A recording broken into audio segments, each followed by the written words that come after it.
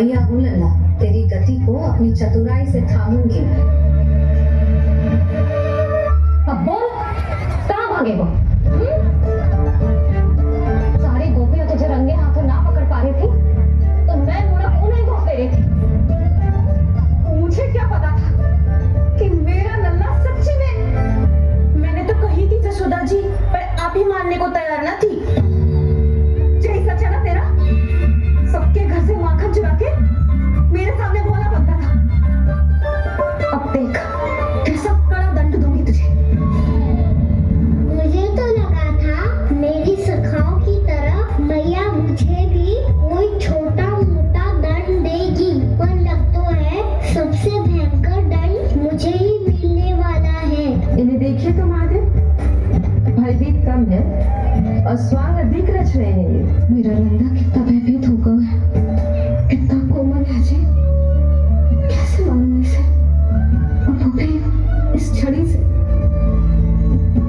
मैया बोलते हुए तो ना मानोगी ना? नन्ना, मैं तुझे सच्ची थोड़ी ना मारने वाली थी। मैं तो बस तनिक भयभीत कर रही थी तुझे।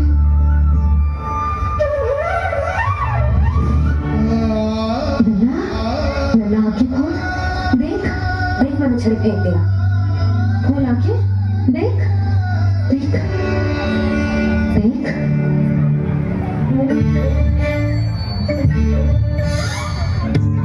जी क्या जसोदा जी, आपने तो कही थी कि जब पकड़ा जाएगा आप इसे दंड दोगी, पर इसके आंसू देखते ही आप पिघल गई। सच्ची भाभी, इसकी कौतुक देखकर हमें भी ऐसा ही लगता है जैसे भूल इसने ना हमने ही कर दी हो। ये सबकी सब दोबारा क्यों फंसा रही है? कहीं मैया फिर से छड़ी ना उठा ले। ऐसी भोली सूरत बना तो है कि दंड देने की शपथ भी ली हो तो स्वयं पर ही लज्जा आ जाए। मैया क्या सोच रही है? भले ही कोई दंड दे दे पर छड़ी से ना पीटे। इसे कड़ा दंड तो मैं स्वयं ही ना दे पाऊंगी, पर यदि कोई दंड ना दे कहीं जे और ना बिगड़ जाए, और फिर जे सभी तो है क्या सोचेंगी जी कि मैं अपने लल्ला का पक्ष ले रही हूँ। ना ना, दंड तो देना ही पड़ेगा। एक तो मेरे हाथों से मेरे कान्हा को पिटवा रही हो, अब प्रसन्न हो ना तुम सब? ना मैया, छड़ी से ना मेरे को जितने भी आरोप लगे हैं सब स्वीकार है मुझे, पर मैं वचन कित देता हूँ अब कभी ना करूँगा। तूने अपराध स्वीकार कर लियो है तो जे मती सोचियो कि मैया दया करके दंड ना देगी। देख जी सुधा जी क्या कर रही है? बहुत चाव है ना तुझे ओखल पे चढ़ के माखन चुरा के वानर टोली पे बांटने का? मैया केवल वानरों को थोड़ी देता हूँ, सारे सखा भी तो खाते हैं मेरे। चाहे कोई भी खाए, माखन चुराता तो तू ही है ना। अब देखती हूँ कैसे माखन चुराता है और कैसे बांटता है। अब पूरे दिन इसी ओखल पे बंधे पड़े रहिए। ठीक है तेरा दंड।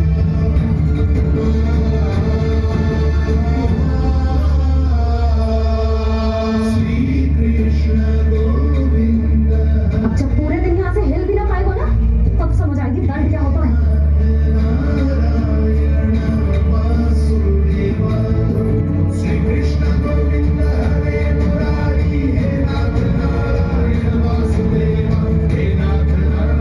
ये तो छोटी पड़ गई। देख क्या रो है? केवल 2 अंगुलें छोटी पड़ी है। अभी और रस्सी लेकर आती हूँ। दिन भर जे यही बंधा पड़ा रहेगा तभी बुद्धि आएगी इसे। नारी जी छोड़ दो इसे, अब हम शिकायत ना करेंगे। सच्ची में। और अब तक तो इसे इसकी गलती भी समझ में आ गई होगी ना। जो भूल की हो है उसका दंड तो मिलेगा, और तुम सब इसके सामने अधिक अच्छे बनने का प्रयास मत करो, समझ आई? जी आगे से ना करेंगे, क्षमा कर दो उसे। अब पूरा का पूरा गट्ठर लेके आई हूँ कान्हा, अब देखती हूँ मुझे कैसे छोटा पड़ेगा।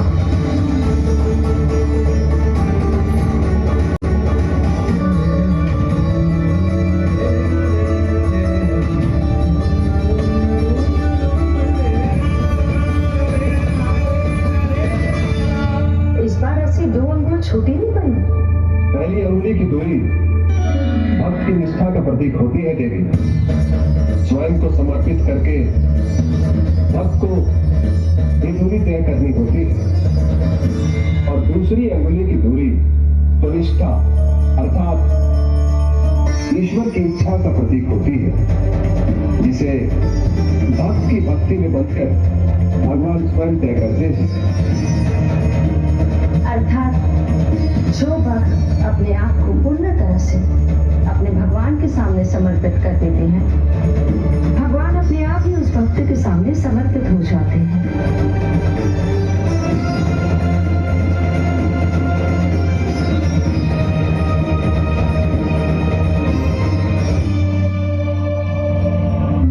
श्री हरि नारायण हरि, श्री हरि नारायण हरि।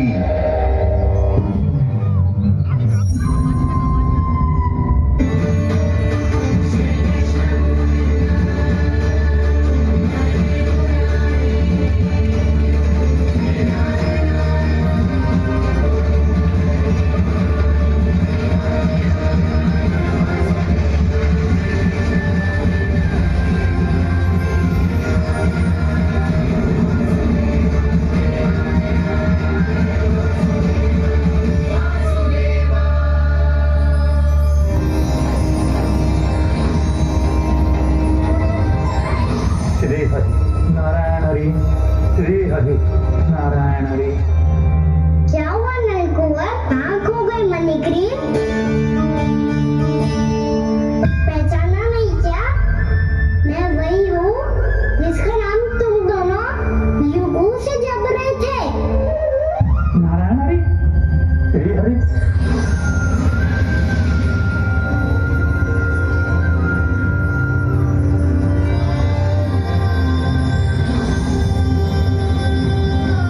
प्रभु, आपने हम पापी भाइयों को दर्शन देकर हमारा उपकार कर दिया प्रभु। हम हैं तो श्री कुबेर देव के पुत्र, किंतु हमें देह सौभाग्य के योग्य नहीं है। हमसे घोर पाप हुआ था प्रभु। हमने तो देव ऋषि नारद का अपमान किया था। हम तो इस योग्य भी नहीं थे प्रभु कि हमें आपके साक्षात दर्शन के सहयोग की मिले। प्रभु, आपकी लीला, आपका बचपन, आपका अपना रोना रूठना, आपके नन्हे नन्हे पाँव का पहला पग रखना, आपके श्री मुख से पहला स्वर सुनना, हम इन सबके सौभाग्य प्राप्त हुआ प्रभु। हम तो इसके अधिकारी भी नहीं थे कि हमने ऐसे कौन से पुण्य के कर्म किए थे जो ये सौभाग्य प्राप्त हुआ प्रभु। मेरी